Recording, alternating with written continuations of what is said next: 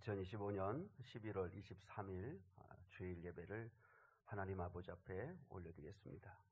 우리 함께 하나님 아버지 앞에 사도신경으로 신앙을 고백드리겠습니다. 나는 전능하신 아버지 하나님, 천지의 창조주를 믿습니다. 나는 그의 유일하신 아들, 우리 주 예수 그리스도를 믿습니다. 그는 성령으로 잉태되어 동정녀 마리아에게서 나시고 본디오 빌라도에게 고난을 받아 십자가에 못 박혀 죽으시고 장사된 지 사흘 만에 죽은 자 가운데서 다시 살아나셨으며 하늘에 오르시어 전능하신 아버지 하나님 우편에 앉아 계시다가 거기로부터 살아있는 자와 죽은 자를 심판하러 오십니다. 나는 성령을 믿으며 거룩한 공교회와 성도의 교제와 죄를 용서받는 것과 몸의 부활과 영생을 믿습니다. 아멘.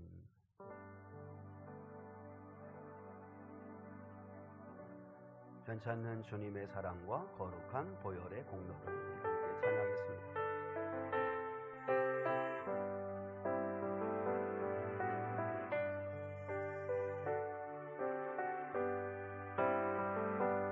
변찮는 주님의 사랑과 거룩한 보혈의 공로를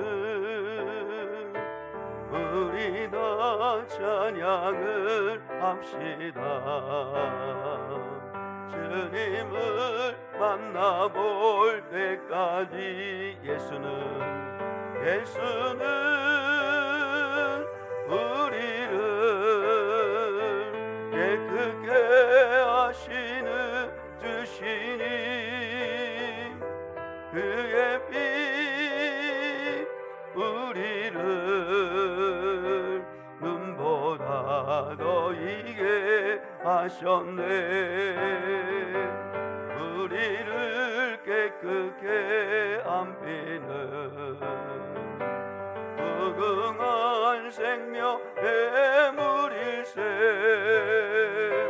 생명의 구원을 받은 자 하나님 찬양을 합시다. 주님의 거룩한 보혈을 날마다 입으로 간증해 담대히 싸우며 나가세. 전국에 들어갈 때까지 예수는 우리를 깨끗게 하시는 주시니 그의 피 우리를 눈보다 더 이게 하셨네. 십자가 단단히 붙잡고 날마다 이기며 나가세. 머리에 면류관 쓰고서 주 앞에 찬양할 때까지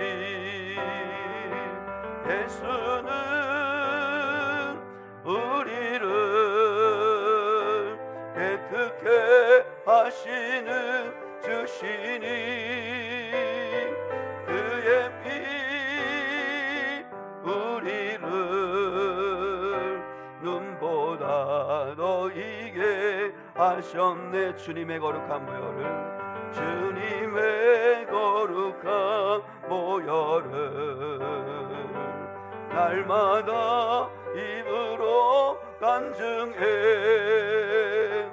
담대히 싸우며 나가세. 전국에 들어갈 때까지 십자가 단단히 붙잡고 날마다 이기며 나가세. 머리에 면류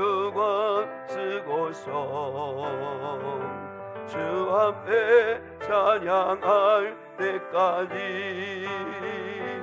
예수는 우리를 깨끗게 하시는 주시니 그의 피 우리를 눈보다 더 이게 하셨네. 예수는 우리를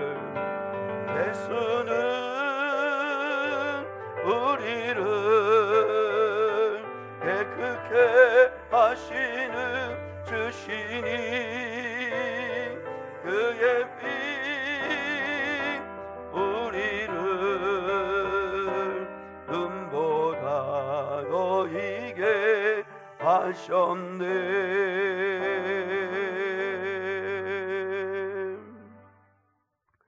이 시간 우리 김현숙 권사님께서 기도 인도해 주시겠습니다. 함께 하나님 앞에 기도 드리겠습니다.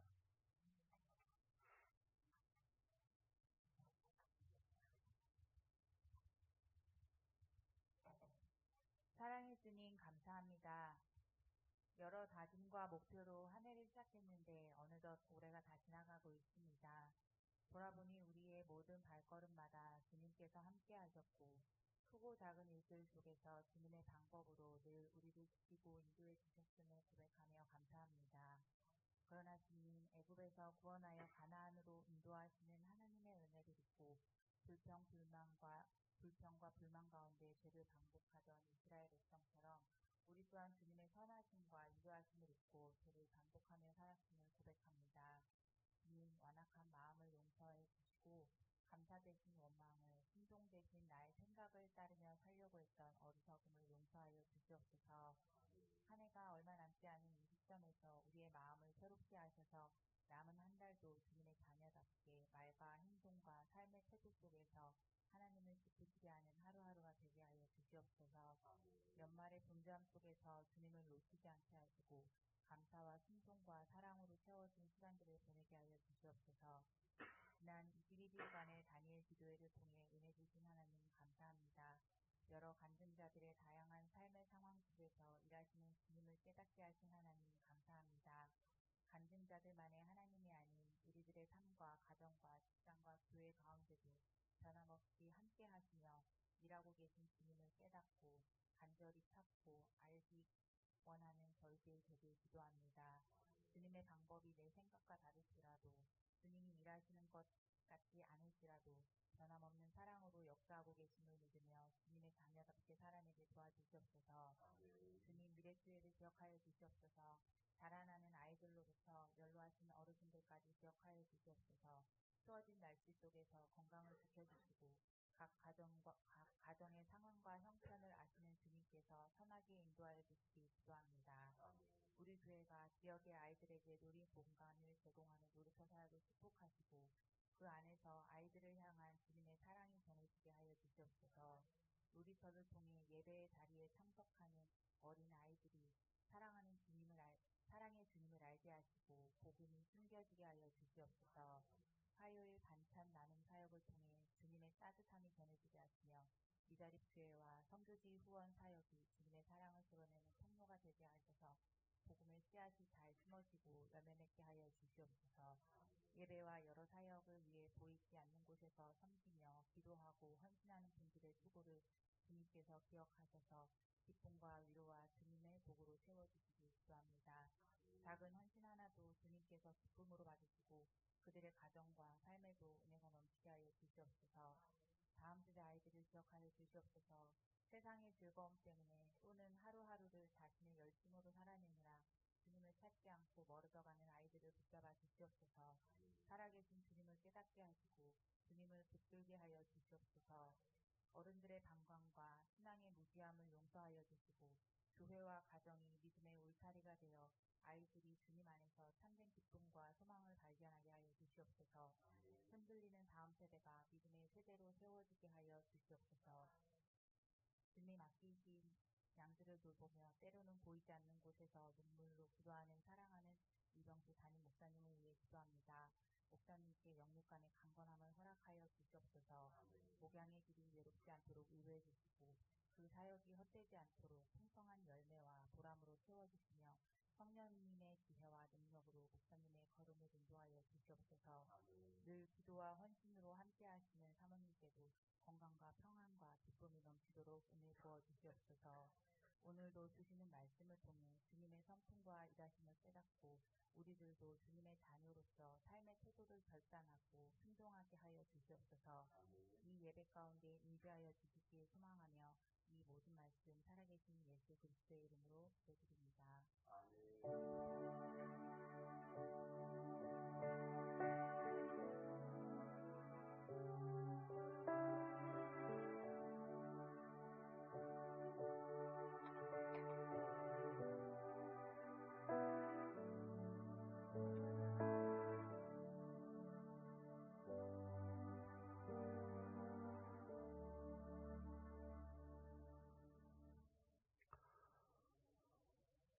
오늘 주일은 성령 강림 25번째 주일입니다. 다음 주일부터는 이제 성탄을 기다리는 대림절, 대강절이 시작됩니다. 정말 이제 올 한 해도 얼마 남지 않았는데요. 우리 성탄을 기다리는 우리 거룩한 성도들 될 수 있기를 원하고 그 대림절 기간 동안 또 이 땅에 구원자로 오신 그 그리스도를 좀 더 생각하시는 그런 시간들이 될 수 있기를 원합니다. 여러분이 어떤 삶이나 어떤 분주함 속에서 주님 잃어버리지 않도록 여러분이 믿음 잘 지킬 수 있기를 축복합니다. 목장 모임 오늘 오후 1시 20분에 있습니다. 기억하시면 좋겠고요. 다비다 화요 반찬 나눔이 이번 주 화요일에 있습니다. 그리고 어제 금요일, 토요일 이틀 교회 김장을 잘 마쳤습니다. 수고하신 분들에게 감사함을 드립니다. 미래의 섬김 보시고 오늘 잘 참여하시고 또 잘 협조해 주시면 좋겠습니다. 그리고 성탄 그 사역 안내인데요. 우리 6번에 보시면 오늘 제가 점심 식사하시고 난 다음에 우리 2부 때도 제가 광고해서 청년들과 함께 성탄 트리 우리 3층, 4층에 해주시면 될 것 같습니다. 뭐 1층 그 로비에는 안 하셔도 되고 3층, 4층에 해주시면 될 것 같습니다. 그리고 연말 확대 당회가 다음 주일에 있고요. 또 다음 주일 오후 예배는 다섯째 주 마지막 주일이라서 온 가족 찬양 예배로 드립니다. 그리고 기초예산위원회가 첫째 주에 모이고 둘째 주는 또 사역지원 작정주일로 또 드립니다. 여러분 기억하시고 이제 연말인데요. 무엇보다도 주님과 함께 또 다시 한번 내 자신의 영적 상태를 좀 돌아보면서 헌신할 수 있는 그런 성도들 될 수 있기를 원합니다. 우리 서로 인사 한번 하겠습니다. 이렇게 인사하겠습니다. 어떤 상황 가운데서도 함께 하시는 주님 의지합시다. 인사하겠습니다. 어떤 상황 가운데서도 함께 하시는 주님 의지합시다. 네. 비바람을 막아주시고 함께 하시는 그 주님의 그림이 있는데 여러분 성도 삶에도 이런 주님이 같이 비바람 막아주시고 맞아주시고 또 함께 하시는 주님과 동행하는 믿음의 눈이 활짝 열릴 수 있기를 축복합니다. 자, 우리 오늘 주시는 하나님 말씀 같이 나누겠습니다. 오늘 주신 하나님 말씀은 에스더 3장 1절로 6절 말씀입니다. 페이지 수로는 753페이지 에스더 3장 1절로 6절입니다. 에스더 3장 1절로 6절 말씀입니다. 구약성경 753페이지에 있습니다. 우리 함께 한 목소리로 하나님 말씀 받들어 읽겠습니다. 에스더 3장 1절로 6절 같이 읽습니다. 시작. 그 후에 아수에로 왕이 아각 사람 함부다다의 아들 하만의 지위를 높이 올려 함께 있는 모든 대신 위에 두니 대궐문에 있는 왕의 모든 신하들이 다 왕의 명령대로 하만에게 꿇어 절하되 모르드게는 꿇지도 아니하고 절하지도 아니하니 대궐문에 있는 왕의 신하들이 모르드게에게 이르되 너는 어찌하여 왕의 명령을 거역하느냐 하고 날마다 권하되 모르드게가 듣지 아니하고 자기는 유다인임을 알렸더니 그들이 모르드게의 일이 어찌 되나 보고자 하여 하만에게 전하였더라.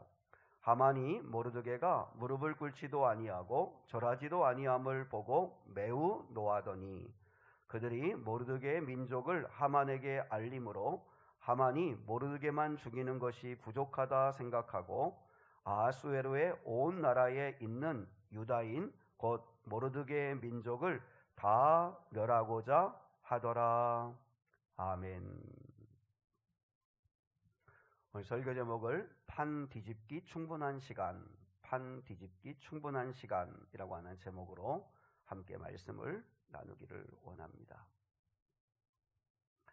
에스더 1장과 2장에서 포로로 잡혀온 이국 땅에서 힘겹게 살아가는 모르드게와 에스더가 그들의 삶에 아주 기쁜 일이 벌어지게 되죠. 어떻든 에스더가 페르시아의 왕후가 되는 엄청난 일이 벌어지게 됩니다. 그래서 하나님의 이 축복을 받은 이들이 하나님 안에서 잘 먹고 잘 살고 참 번성하고 번성하였다. 뭐 이렇게 끝이 나면 얼마나 좋겠습니까? 그런데 이제 1장과 2장에서 감사하고 기쁜 일이 있고 난 이후에 기쁨도 잠시 에스더 3장에서 대적자 하만이 등장을 합니다. 하만이 무슨 공을 세웠는지는 모르지만 왕의 눈에 들어서 단번에 페르시아의 2인자가 됩니다. 1절에 보면 그를 높이 올렸다라고 하는 이 말은 뭐냐면 갑작스럽게 고위직에 올렸다 이런 뜻입니다. 아수에로 왕의 특징이 뭐예요? 사람이 즉흥적인 사람이잖아요. 그래서 즉흥적으로 자기 아내를 폐위시켜버리고 어떤 자기의 그 감정을 주체하지 못해서 그 분노를 절제하지 못해서 결국은 이렇게 충동적으로 행동하는 사람인데 그게 여실히 드러나는 게 뭐냐면 이 하만이라고 하는 사람을 페르시아의 2인자로 이렇게 높이는데도 한몫하는 거였죠. 물론 이 당시는 절대 왕권 시대니까 왕의 말 한마디에 따라서 뭐 모든 것이 다 이렇게 판도가 바뀌는 그런 시대이기도 합니다. 뭐 요셉을 바로 왕이 국무총리로 이렇게 한순간에 올리는 것처럼 이 아수에로 왕이 하만을 페르시아의 2인자로 이렇게 높이 올렸다는 거죠. 근데 거기다가 왕이 이상한 명령을 하나 내립니다. 그러니까 이거 왕에게만 하는 어떤 일일 수 있는데 그런데 모든 신하들에게 하만에게 꿇어 엎드려 절하라고 명령을 합니다. 사람들은 왕명이기 때문에 이제 하만이 지나가면 꿇어 엎드립니다. 그런데 오늘 본문에 우리가 함께 읽었지만 모르드게는 꿇지도 않고 절하지도 않았다라고 이야기를 합니다. 결국 모르드게의 이 행동이 하만에게 미움을 사게 되고 하만과 이 모르드게의 이 갈등이 도화선이 되어가지고 결국 페르시아라고 하는 그 전국에 살고 있는 유다인들이 전멸당할 위기를 만나게 되는 거죠. 그래서 보다 못한 동료들이 기겁을 하면서 그 모르드게에게 이야기를 합니다. 너 뭐 하는 거냐? 당장 절하지 못하냐? 너 때문에 우리까지도 큰 피해를 보게 됐다. 우리라고 뭐 좋아서 하만에게 절하는 거냐? 왕명이니까 우리가 따르는 거 아니냐? 너도 왜 따라야지? 왜 이렇게 왕의 명령을 따르지 않느냐? 이러면서 주변 동료들이 막 비난의 화살을 쏘아댑니다. 그래서 주변 사람들이 너무 이제 모르드게에게 막 몰아세우니까 그래서 모르드게가 결국 자기가 하만에게 절을 하지 않는 이유를 밝힙니다. 그 이유가 뭐냐면 4절에 있습니다. 4절. 자, 같이 한번 보겠습니다. 4절 시작. 날마다 권하되 모르드게가 듣지 아니하고 자기는 유다인임을 알렸더니 그들이 모르드게의 일이 어찌 되나 보고자 하여 하만에게 전하였더라. 모르드게가 절하지 않은 이유, 하만에게 절하지 않은 이유를 이렇게 밝히는데 자기는 유다인이다라고 하는 것을 밝혔다는 거죠. 여러분, 모르드게가 당시에 관습을 모를 리가 없잖아요. 아마 모르드게도 왕 앞에서는 관습대로 엎드려 절을 했을 거예요. 또 왕후 에스더도 왕 앞에서 당연히 절을 했겠죠. 그렇지만 이 하만 앞에서 절하는 문제에 있어서만큼은 자기는 유다인이기 때문에 그래서 무릎 꿇을 수도 없고 절할 수도 없다라고 단호하게 이야기를 한다는 거죠. 여러분, 자기가 유다인이다라고 하는 이 사실을 밝히는 데는 아마 뭔가 특별한 이유가 있다는 거죠. 그래서 성경은 에스더에서는 그 이유를 정확하게 밝혀주지 않습니다. 그렇지만 충분히 짐작해 볼 수 있죠. 왜 모르드게가 하만에게 절하지 않았는가? 뭐 여러 이유들을 이야기합니다. 그런데 가장 타당한 설명이 두 가지가 있는데 이거는 뭐 두 개 다 받아들여도 아무 문제가 되지 않는 그런 그 설명이죠. 하나는 역사적 차원이 있고 하나는 신앙적 차원이기 때문이다라고 하는 거예요. 역사적인 이유가 하나 있어요. 뭐냐면 하만이 아말렉의 후손이었기 때문이죠. 우리 3장 1절을 한번 다시 보겠습니다. 3장 1절 시작. 그 후에 아하수에로 왕이 아각 사람 함부다다의 아들 하만의 지위를 높이 올려 함께 있는 모든 대신 위에 두니. 여기서 하만을 누구의 자녀라고 소개하죠? 아각 사람 함부다다의 아들이다, 이렇게 소개를 하죠. 여기서 우리가 주목할 이름이 아각입니다. 아각 하면 여러분 생각이 나세요? 아각 하면 생각이 나야 되는데 아각은 아말렉 왕의 칭호입니다. 아말렉 왕의 칭호입니다. 그러니까 어떤 한 사람을 얘기하는 게 아니라 아말렉의 왕들을 부를 때 그때 그 칭호가 아각입니다. 여러분, 애굽의 왕을 부르는 칭호가 바로죠. 파라오. 이게 한 사람을 얘기하는 게 아니라 그 애굽의 왕을 칭하는 거죠. 블레셋의 왕을 칭할 때는 아비멜렉이라고 합니다. 아비멜렉은 블레셋 왕의 칭호입니다. 그러니까 그 왕의 지위에 맞게 이제 이름을 붙여 부르는 거죠. 이처럼 아각은 아말렉의 왕의 칭호인데, 그렇다면 하만은 어떤 사람이라는 거예요? 아말렉 왕족의 후손이라는 뜻이죠. 아말렉 왕족의 후손이죠. 아말렉 족속이 누구예요? 아말렉 족속은 원래 에서의 후손입니다. 에서의 후손이면 이제 같은 형제인 야곱의 자손들이 광야를 지나갈 때 좀 어렵고 힘들 때 도와줬어야잖아요. 근데 도와주기는커녕 오히려 아말렉이 이스라엘에게 정말 하지 말아야 할 행동을 해버립니다. 그래서 얼마나 고통을 주는지 몰라요. 그래서 하나님은 모세에게 이제 모세가 이제 이스라엘의 가나안 땅에 들어가지 못하니까 대신 유언으로 남기는데, 신명기서에 보면 모세를 통해서 하나님이 이스라엘 백성들에게 뭐를 명령하시냐면 반드시 아말렉을 진멸해라, 이렇게 명령을 내립니다. 왜 그랬냐면, 자, 신명기 25장 17절로 19절 우리 한번 주보에 있는지 한번 보겠습니다. 같이 읽겠습니다. 시작. 너희는 애굽에서 나오는 길에 아말렉이 내게 행한 일을 기억하라. 곧 그들이 너를 길에서 만나 네가 피곤할 때에 네 뒤에 떨어진 약한 자들을 쳤고 하나님을 두려워하지 아니하였느니라. 그러므로 네 하나님 여호와께서 네게 기업으로 주어 차지하게 하시는 땅에서 내 하나님 여호와께서 사방에 있는 모든 적군으로부터 내게 안식을 주실 때에 너는 천하에서 아말렉에 대한 기억을 지워버리라. 너는 잊지 말지니라. 여러분, 하나님이 얼마나 단호하게 아말렉에 대해서 말씀하셨냐면 아예 사람들의 기억 속에서 아말렉을 지워버려라. 반드시 아말렉을 진멸하는 이 사실을 잊지 말아라. 이렇게 명령을 내려요.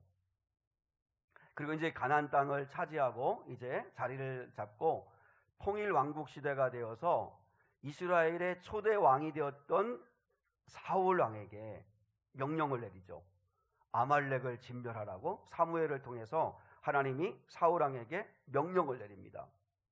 이제 사울 왕은 그러니까 이제 하나님이 신명기서에서 분명히 아말렉을 사람들의 머릿속에서 지워버려라, 그들을 전멸해라, 그들을 심판해라, 아예 이 땅에 존재하지 못하도록 해라. 왜냐하면 그들이 이렇게 했기 때문이다. 이런 이야기를 하고, 그리고 이제 사울 왕에게 그 미션을 준 거예요.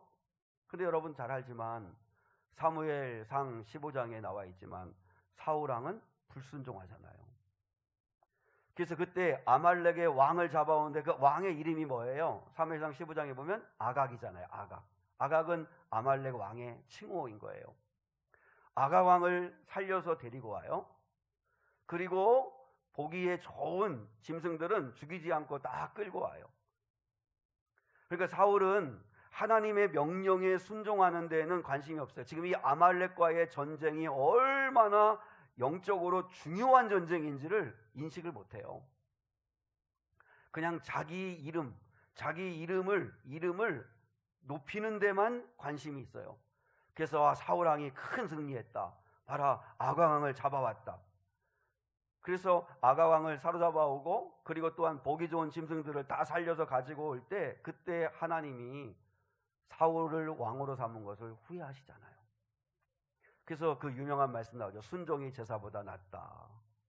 하나님 말씀을 듣는 것이 수양의 어떤 기름보다도 낫다. 이런 말씀도 하시죠. 그래서 사울 왕은 아말렉 족속을 진멸할 수 있었어요. 충분히 할 수 있었는데, 근데 그때 불순종함으로 실패해요. 그러니까 그때 살아남았던 아말렉의 후손들이 있었겠죠. 그 아말렉의 후손들이 있었고, 그리고 이제 이스라엘이 또 바벨론에 포로가 되어서 잡혀가고, 그러면서 수백 년의 시간이 흘러가면서 그 페르시아 땅에 아말렉 후손들인 하만도 살고 있었고, 유다인의 후손이었던 모르드게도 살고 있었던 거죠. 근데 하만과 모르드게라는 이 두 사람의 개인의 갈등이 결국은 민족의 다툼이 되는 거죠. 민족의 다툼이 되는 거예요. 이런 역사적인 배경이 있었기 때문에 모르드게는 하만에게는 절할 수 없었던 거예요. 왜냐하면 하나님이 진멸하라고 했던 아말렉의 후손에게 그를 존경하는 의미에서 꿇어 엎드려 절하는 것은 이 모르드게가 인정할 수 없었던 거죠. 여기에는 좀 더 깊이 의미를 보면 영적인 차원도 있어요. 신앙적 차원이 또 숨어 있어요. 영적인 차원으로 볼 때는 뭐냐면 아말렉은 하나님의 백성들을, 그러니까 가나안 약속의 땅을 향해 가는 하나님의 백성들을 끊임없이 공격하고 그리고 사기를 떨어뜨리게 만든 악한 마귀의 특징과 너무 닮아 있다는 거죠. 여러분 다시 한번 신명기 25장 18절을 한번 보세요. 주보에 있는데 신명기 25장 18절 시작. 곧 그들이 너를 길에서 만나 네가 피곤할 때에 내 뒤에 떨어진 약한 자들을 쳤고 하나님을 두려워하지 아니하였느니라. 이게 아말렉의 특징이에요. 아말렉의 특징이 마귀의 특징과 똑같죠. 그러니까 하나님의 백성들이 인생의 길을 걸어갈 때 그때 꼭 피곤해서 뒤처진 약한 사람들, 그 틈을 보고 그 틈을 비집고 들어가서 시험하는 거죠. 약탈하고. 그러니까 200만이 넘는 이스라엘 백성들이 광야길을 가다 보면 약한 사람들이 있을 거 아니에요. 그럼 그 사람들이 뒤처질 거 아니에요. 그러면 꼭 뒤처진 사람들을 틈을 보고 그들을 쳐들어가 가지고 그들을 죽이고 빼앗고, 그래서 이스라엘 전체의 사기를 확 떨어뜨리고 하는 게 이게 아말렉의 족속이었어요. 근데 그들이 그런 짓을 한 이유가 뭐예요? 하나님을 두려워하지 않아요. 하나님을 두려워하지도 않죠.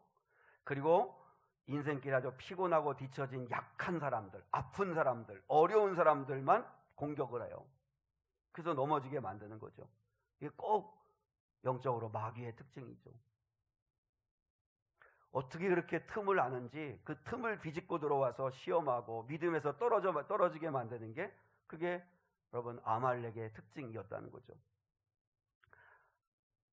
하만도 이제 모르드게가 나는 유다인이다 라는 사실을 밝혔을 때 그 이제 자기가 아말렉의 후손이었고 그리고 이스라엘과는 어떤 그 악연이 있었다는 것을 충분히 알고 있는 사람이죠. 그러니까 하만은 어떻게 해요? 자기가 권력이 있고 힘이 있으니까 모르드게 한 사람만 죽이는 것으로는 성이 차지 않고, 그러면 모르드게의 그 모든 그 속한 유다인들, 그 유다인들을 다 전멸시켜야겠다는 음모를 꾸미는 거죠. 모르드게가 여러분 꿇지도 않고 절하지도 않은 이유는 한마디로 말해서 하나님의 사람으로서의 자존심 때문이었습니다. 하나님의 사람으로서의 자존심. 왜냐하면 그 아말렉의 후손, 하나님이 진멸하라고 하는 아말렉의 후손, 그리고 이스라엘 백성들, 그 조상 이스라엘 백성들이 가장 어렵고 힘든 그 광야길을 걸어갈 때 그때 좀 에서의 같은 후손으로서 좀 도와주고 힘이 돼주고 해야 될 그들이 오히려 고통을 주고 사기를 꺾고 시험에 들게 만들고 그리고 약한 자들을 노략질하고 했던 그 아말렉 후손을 하나님은 절대로 그들을 가만히 두지 마라. 기옥에서 지어버리도록 그들을 진멸해라. 이거 반드시 너는 잊지 말고 일을 해야 된다. 이렇게까지 명령을 한 거죠. 그런 상황을, 그런 영적인 차원을 모르드게가 알고 있었기 때문에 모르드게는 하만에게 절할 수 없었던 거죠. 앞에서도 말씀을 드렸지만 모르드게는 당시의 관습을 모르는 사람이 아닙니다. 그러나 자신의 신앙 양심상 하만에게 절할 수 없었던 거죠. 이게 자기가 하나님의 사람, 그리스도인이라고 하는 자존심이었던 거죠. 그 자존심을 버릴 수 없었던 거예요. 1938년도에 우리 예장총회가 열렸습니다. 예장총회가 열렸는데 그때 가장 큰 이슈가 뭐냐면 신사참배 문제였습니다. 신사참배 문제. 일제 치하 가운데 있었을 때니까 그때 이제 신사참배 문제로 예장총회가 모였어요. 그때 교회 지도자들 가운데 각자가 신앙 양심상 이제 자기들 입장을 밝히는 거예요. 신사참배를 찬성하는 목사들의 주장이에요. 신사참배를 찬성하는 목사들의 주장은 뭐냐면 신사참배는 종교행위가 아니라 그냥 국가의례다. 그리고 일본이 이거는 신에게 절하는 게 아니라고 얘기를 했다. 그리고 교회는 국가 권력에 따라야 된다. 때로는 국가 권력의 어떤 명령에 교회는 따라야 된다. 교회를 지키기 위해서는 어쩔 수 없다. 일단 교회를 지켜야 되지 않느냐. 왜냐하면 지금 일본이 청칼을 들이대고 위협을 하니까, 그리고 무엇보다도 종교가 아니라 국가에 대한 예절에 불과한 의례일 뿐이다. 그리고 이미 관공서나 학교에서도 다 하고 있는 일이다. 그러니까 교회에서도 뭐 얼마든지 할 수 있다. 이런 주장을 펼쳤어요. 이게 신사참배를 찬성하는 목사들의 주장이었어요. 그리고 신사참배를 반대하는 목사님들이 여러분 잘 아는 주계철 목사님, 손양원 목사님, 그리고 또한 한상동 목사님, 이런 분들인데, 이런 분들이 신사참배를 반대하는 분들의 주장이 뭐냐면 신사참배는 엄연하게 우상숭배다. 국가의 강요가 있다 할지라도 신앙은 타협해서 안 된다. 신사참배가 국가의식이라고 하는 일제 논리는 그건 순 거짓말이다. 교회는 생존보다 더 중요한 건 교회는 순교를 지켜야 된다. 신사참배를 허용하면 복음이 파괴된다. 교회는 국가보다 높으신 하나님의 주권 아래에 있기 때문에 국가가 잘못된 명령을 내리면 교회는 그것을 거부해야 된다. 이게 신사참배를 반대하는 목사님들의 이야기였습니다. 여러분도 아마 어느 쪽이세요? 어떤 생각이세요? 여러분, 우리가 신앙 양심상 놓고 보면 우리는 아마 다 반대하는 쪽일 거요. 반대하는 목사들의 이야기가 맞다고 생각을 하실 거요. 그런데 이 당시에 예장총회에서는 찬성하는 쪽으로 결정을 내립니다. 그래서 이제 이렇게 또 교단이 갈리게 되기도 하고 이제 또 나눠지게 되기도 했지만, 근데 이렇게 총회에서 이렇게 찬성하는 쪽으로 결정하게 된 이유는 뭐냐면 두려움 때문입니다. 두려움. 마치 그 하만의 그 권세와 어떤 왕의 권세, 아수르 왕의 권세가 너무 두려우니까. 그러니까 그 두려움에서 어떻든 간에 지금은 이렇게 비발하면 피하고 봐야 되지 않냐 하는 마음으로 이제 두려움 가운데 결정을 하게 된 거죠. 씻을 수 없는 한국교회의 어떤 부끄러운 그 결정 중에 하나였던 거였죠. 그런데 이런 어떤 위협 속에서 오늘 모르드게 같은 경우는 여러분 어떤 위협이 와도 신앙 양심상 나는 꿀을 치도 않고 절하지도 않겠다고 결정을 한 거죠. 여러분 아마 같은 유대인들도 모르드게를 공격했을 것 같은 생각이 들어요. 여러분 한번 생각해 보세요. 유다인들에게 이제 왕의 조서가 전달되잖아요. 칙령이 이제 선포가 돼요. 그래서 이제 몇 월 며칠 날 12월 13일 날 모든 유다인들을 다 죽여도 좋다 하는 게 이제 명령이 떨어지잖아요. 그게 유다인들의 입장에서 볼 때는 모르드게 때문이라는 걸 알게 되면 모르드게를 원망하지 않겠어요? 그죠? 너만 고고 아니야? 너만 하나님 믿냐? 네가 절하지 않고 무릎 꿇지 않아가지고 이 사단이 나가지고 우리가 다 죽게 된 거 아니냐? 이러면서 여러분 아마 모르드게를 원망하고 모르드게를 향해서 비난하고 모르드게에 대해서 정말 오해하는 그런 사람들이 반드시 있었겠죠. 아마 모르드게는요 안팎으로 공격을 받습니다. 같은 동료들한테도 공격을 받고 또 같은 유다인들 같은 민족에게도 공격을 받고, 그럼에도 불구하고 모르드게는 신앙 양심상 무릎 꿇을 수 없는 거예요. 그리스도인의 자존심, 하나님의 사람이라고 하는 자존심이 무릎 꿇을 수 없게 만든 거죠. 여러분 이걸 우리에게 한번 적용해 보면 우리가 살아가는 이 세상에도 하나님을 두려워하지 않는 하만과도 같은 사람, 그래서 교회를 비판하고 비난하고 그리고 공격하는 사람들이 판을 치고 있는 세상이 우리가 사는 세상입니다.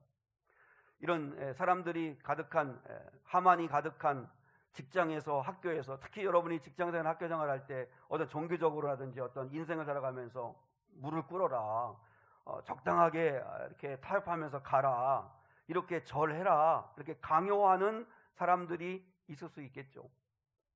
그럼에도 불구하고 그런 시대 속에서 오늘 모르드게가 우리에게 주는 교훈이 뭐죠?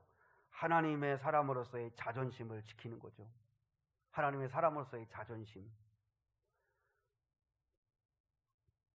여러분 하나님의 사람이기 때문에 우리는 소금이 되어야 됩니다. 소금의 역할이 뭐죠? 친절해야 되고 정직해야 되고 섬겨야 되고 낮아져야 되고 용서해야 되고 그리고 지는 쪽으로 가야 되는 거, 그게 소금의 역할입니다. 소금은 살아 없어지는데 맛을 내는 거니까 그렇게 우리가 드러나지 않지만 그러나 반드시 소금의 역할을 감당해야 합니다.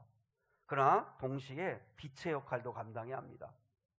예수 믿는 사람이라고 하는 자존심, 드러내야 할 때는 반드시 드러내야 되는 거죠. 하나님의 자녀라고 하는 프라이드를 가지고 살아야 합니다.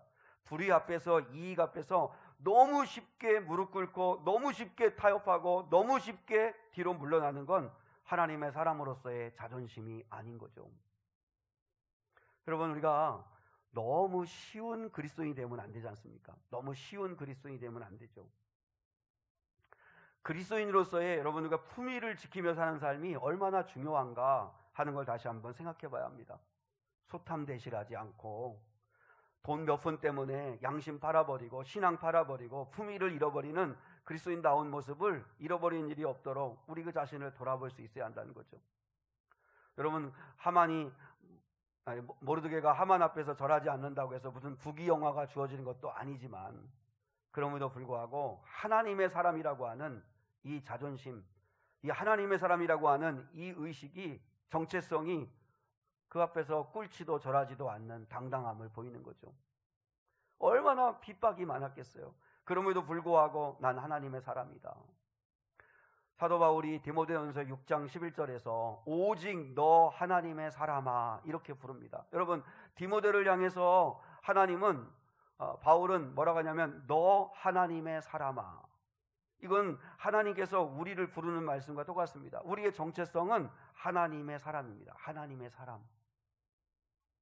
6장 11절에 오직 너 하나님의 사람아 이것들을 피하고 의와 경건과 믿음과 사랑과 인내와 온유를 따르라 이렇게 말씀합니다. 의, 경건, 믿음, 사랑, 인내, 온유를 따르는 삶, 이게 하나님의 사람으로서의 정체성을 가지고 사는 삶이라는 거죠.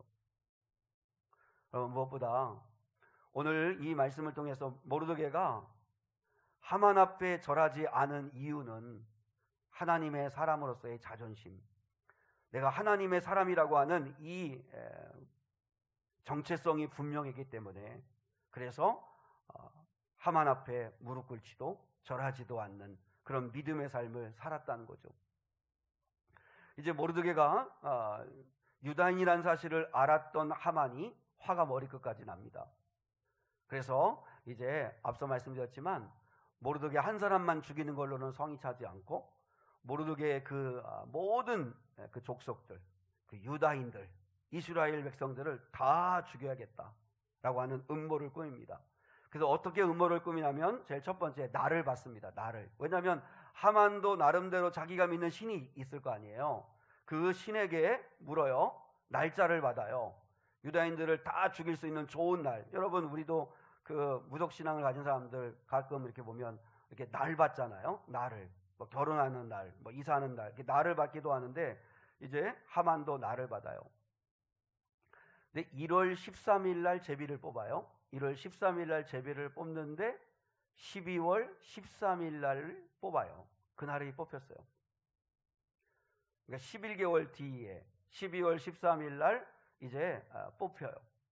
그 날을 정해요. 날을 정해졌고 그리고 이제 왕에게 막대한 뇌물을 약속을 합니다.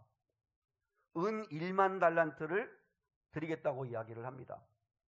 아마 이 모르드게는 은 1만 달란트를 유다인들한테 빼앗아서 그래서 아마 왕에게 드리려고 하는 것 같아요. 헤로도투스라고 하는 역사가에 의하면 이 하만이 왕에게 바치겠다고 약속한 은 1만 달란트는 하나의 가치로 오늘날 따지면 4,500억 정도 된다고 그래요. 근데 그걸 헤로도투스가 이걸 어떻게 설명했냐면 하만이 바치겠다고 하는 금액은 페르시아 제국의 1년 예산의 70%에 해당하는 돈이다. 막대한 뇌물이죠. 이건 그래서 제가 생각할 때 단순한 뇌물의 수준이 아니라 국가재정에 맞먹는 거액을 제시하면서 한 민족을 멸망시킬 수 있는 그 값을 지불하는 이게 악한 마귀의 음모이다. 이런 생각이 듭니다. 그러면 이게 악한 마귀의 음모가 아니면 이렇게 한 민족을 죽이는데 정말 한 나라의 1년 국가 예산의 70%를 내놓을 만큼 그렇게 막대한 뇌물을 갖다 바치는 거죠. 그리고 12월 13일 날은 다 죽여도 좋다 하는 조서가 내려지게 됩니다. 우리 한번 13절 한번 볼까요? 우리 성경 우리 주보에 있습니다. 13절 시작. 이에 그 조서를 역졸에게 맡겨 왕의 각 지방에 보내니 12째 달 곧 아달월 13일 하루 동안에 모든 유다인을 젊은이, 늙은이, 어린이, 여인들을 막론하고 죽이고 도륙하고 진멸하고 또 재산을 탈취하라 하였고 끔찍한 왕의 조서가 내려지는 거죠. 12월 13일 날 하루 동안에는 모든 유다인들을 닥치는 대로 젊은이, 늙은이, 어린이, 여인들 막론하고 다 죽여도 되고 그리고 그들의 재산을 다 몰수하여 빼앗아도 좋다 하는 명령이 내리는 거죠. 말도 안 되는 오늘날로 상상할 수 없는 이런 일이 벌어지게 되는 거죠. 그리고 그 일을 위해서 자기가 은 1만 달란트를 기꺼이 내어놓겠다 이렇게 얘기합니다. 그 조서가 내리고 나니까 어떻게 될까요? 우리 15절 한번 보겠습니다. 그때 분위기를 이렇게 설명하고 있습니다. 3장 15절 시작. 역졸이 왕의 명령을 받들어 급히 나가매 그 조서가 도성 수산에도 반포되니 왕은 하만과 함께 앉아 마시되 수산성은 어지럽더라. 여러분 아하수에로 왕과 하만은 술을 마시는 술잔치가 벌어졌는데 근데 그 조서가 제일 가까운 도시인 수산성에 이제 조서가 선포가 되자 수산성에 있는 유다인들이 어지럽더라. 여기서 여러분 어지럽다라고 하는 말이 히브리어가 나보크라고 하는 말인데 이 나보크라고 하는 말은 완전히 방향감각을 잃어버리다. 하늘이 무너지는 충격으로 멍해지다. 도시 전체가 패닉 상태에 빠지다는 뜻입니다.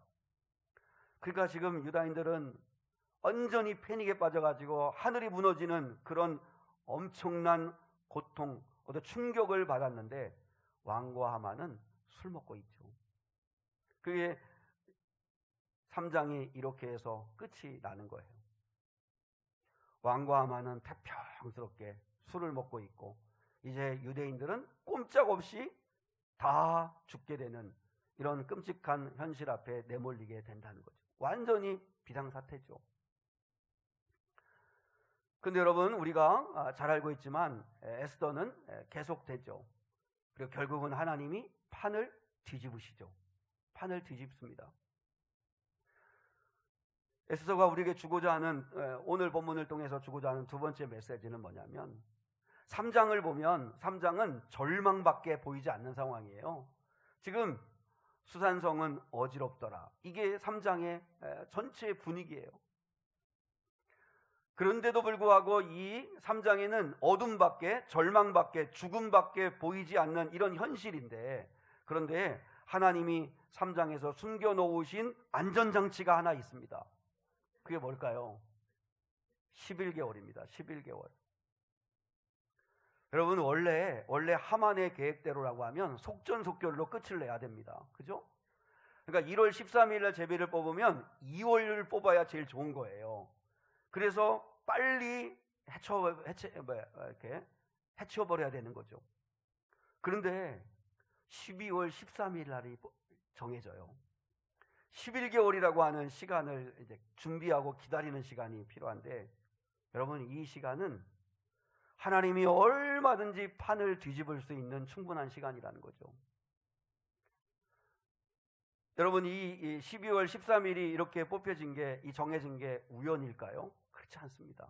왜냐하면 잠언 16장 33절을 한번 보겠습니다. 우리 주보에 있는데, 잠언 16장 33절 말씀 한번 보시죠. 시작. 제비는 사람이 뽑으나 모든 일을 작정하기는 누구에게 있느니라? 여호와께 있느니라. 이 말씀을 믿으실 수 있기를 축복합니다. 제비는 사람이 뽑으나 모든 일을 작정하기는 하나님께 있다. 저는 이 11개월이, 그래서 이 11개월을 묵상하면서 오늘 설교 제목을 판을 뒤집을 수 있는 시간, 판을 뒤집을 수 있는 충분한 하나님의 시간이라고 명명을 했습니다. 하나님은 뒤집기의 달인이시죠. 끝날 때까지 끝난 게 아니지 않습니까? 절망밖에 보이지 않는 상황이지만 잘 보면 하나님이 아직은 우리에게 허락해 주신 11개월이라는 시간이 있습니다. 11개월. 판을 얼마든지 뒤집을 수 있는 하나님의 시간을 가져올 수 있는 시간이 있다는 거죠. 여러분, 우리가 볼 때는 하나님이 지체하시는 것 같고 더디 응답하시는 것 같고, 그리고 하나님은 저무지 보이지 않는 3장과도 같은 그런 어둠의 상황이지만, 그럼에도 불구하고 하나님은 11개월이라고 하는 시간을 우리에게 허락하신다는 거죠. 그러면 그 11개월을 우리가 어떻게 보내야 되는가 하는 게 이제 4장에 나옵니다. 무엇보다도 내 형편을 모르시지 않는 우리 하나님이, 여러분, 우리 가운데 어떤 이런 3장과도 같은 어떤 어려운 절망의 상황, 하만과도 같은 사람들이 득세해서 그래서 믿음을 자꾸 타협하게 만들고 믿음 생활 온전히 하지 못하게 만드는 어려움이 계속되어지는 상황에서도 우리가 해야 될 일은 인내하면서 기대하고, 기대하면서 기도하고, 기도하면서 기다리면 반드시 하나님께서 당신의 때에 기적을 베풀어 주신다는 것입니다. 여러분, 고난 속에서 하나님이 정하신 시간이 있습니다. 하나님의 정하신 시간. 그 시간이 좀 더디어서 좀 힘들 때가 있죠. 왜 하나님이 나한테 좋은 날 보지 않게 하시나? 왜 하나님이 이 환난에서 날 빨리 건져내지 않으시나? 그래서 어떤 사람은 뭐 그게 1년일 수 있고 어떤 사람은 10년일 수 있고 모르겠지만, 그러나 반드시 우리 하나님은 당신의 시간에 맞추어 우리에게 영광을, 하나님의 역사하심을 보게 하는 은혜를 주실 겁니다. 그 믿음을 가지실 수 있기를 원합니다. 우리에게 11개월이 주어졌을 때 그 11개월을 우리가 어떻게 보내야 되는가 하는 것은 또 이제 다음 주에 같이 나누겠습니다.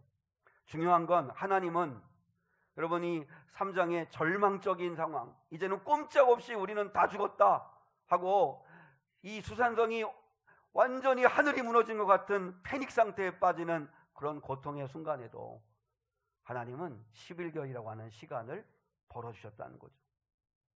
얼마든지 판을 뒤집을 수 있는 하나님의 시간을 우리에게 주신다는 거예요. 그 시간에 여러분도 알죠? 사장에 기도하고 죽으면 죽으리라 도전하고 선포하고 믿음으로 살아냈더니 하나님이 반전을 써가시잖아요. 오늘 이 시간에는 여러분이 꼭 두 가지만 기억하면 좋겠습니다. 하나님의 사람이라고 하는 자존심, 하나님의 백성이라고 하는 정체성을 가지고 여러분 살아주실 수 있기를 축복합니다. 여러분, 우리가 좀 품위를 좀 지키면서, 그리스도인이라고 하는 품위를 좀 지키면서 살면 어떨까요?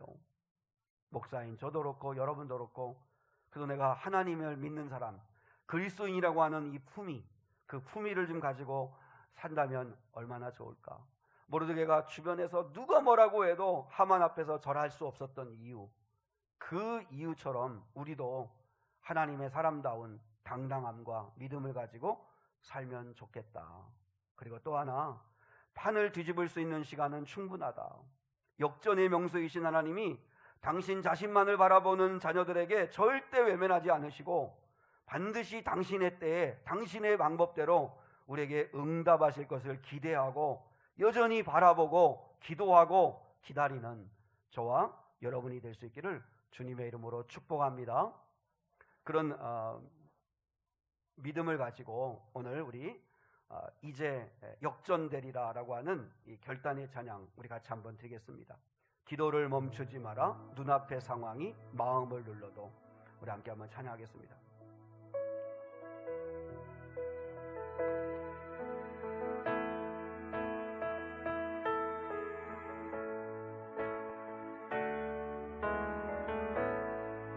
기도를 멈추지 마라. 눈앞의 상황이 마음을 눌러도 원망치 마라. 너의 입을 지켜라. 저들은 너의 입을 보고 있다. 마음을 뺏기지 마라. 내가 널 도우지 않는단 소리에 너의 모든 게 불리해도 너는 기도를 계속 가라. 너 기도를 멈추지 마라. 내가 너의 그 모든 상황을 바로 역전시키리니 너 기도를 멈추지 마라. 내가 잠시도 쉬지 않고 모든 걸 지켜보고 있으니 바로 역전되리라. 너 기도를 멈추지 마라. 내가 너의 그 모든 상황을 바로 역전시키리니 너 기도를 멈추지 마라. 내가 잠시도 쉬지 않고 모든 걸 지켜보고 있으니 너 기도를 멈추지 마라. 내가 너의 그 모든 상황을 바로 역전시키리니 너 기도를 늦지 마라. 내가 잠시도 쉬지 않고 너를 지켜보고 있으니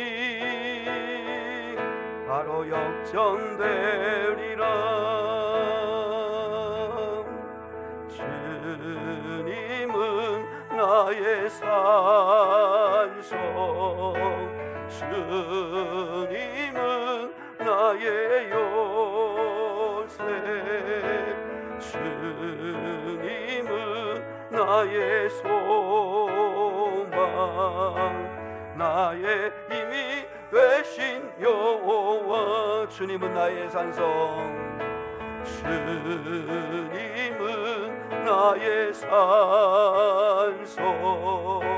주님은 나의 요새, 주님은 나의 소망, 나의 힘이 되신 여호와. 내 맘이 힘에 겨워 지칠지라도, 내 맘 지칠지라도 나를 지켜주시네.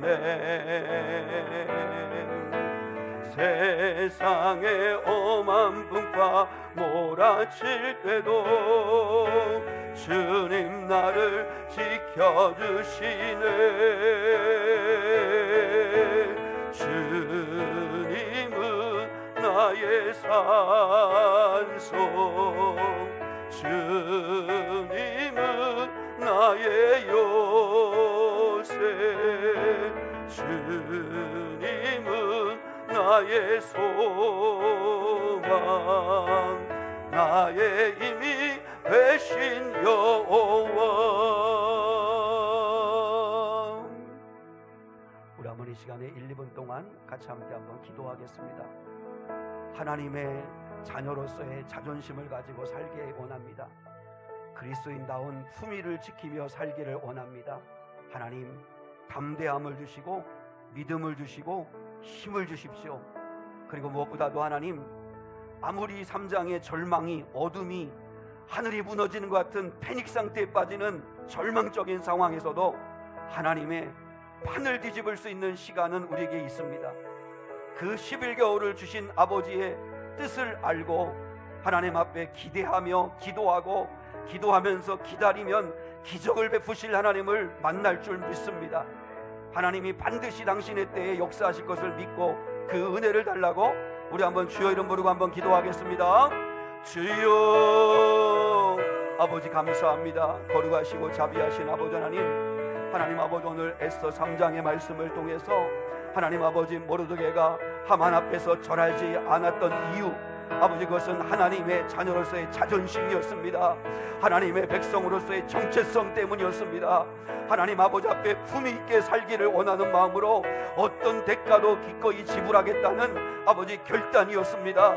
하늘에 계시고 자비하신 하나님, 저희도 이 세상을 살아가면서 하만이 득세하고 하만이 아버지 무릎 꿇게 만들고 하만이 우리를 위협하고 하나님이 아버지 절하게 만드는 그런 위기 앞에서도 나는 하나님의 사람이다 하루가는 반드시 정체성을 가지고 품위를 지키며 살아갈 수 있도록 도와주시기를 원합니다.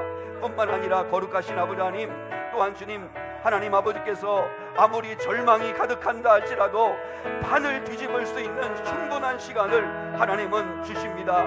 아버지 11개월의 이 시간은 아버지 앞에 기도하라고, 하나님을 다시 매달리라고, 하나님을 바라보라고 아버지 하나님이 주신 시간입니다. 그 시간에 기도하고 기대하고 기다리면 기적을 베풀어 주시고 놀라운 은혜를 주실 것을 믿습니다. 하나님 아버지, 그 하나님을 바라보게 하옵소서. 그 하나님을 찬양하게 하옵소서. 역전의 명수이신 하나님을 기대하게 하옵소서. 아버지께서 역사하실 것을 믿게 하옵소서. 예수님의 이름으로 기도드립니다.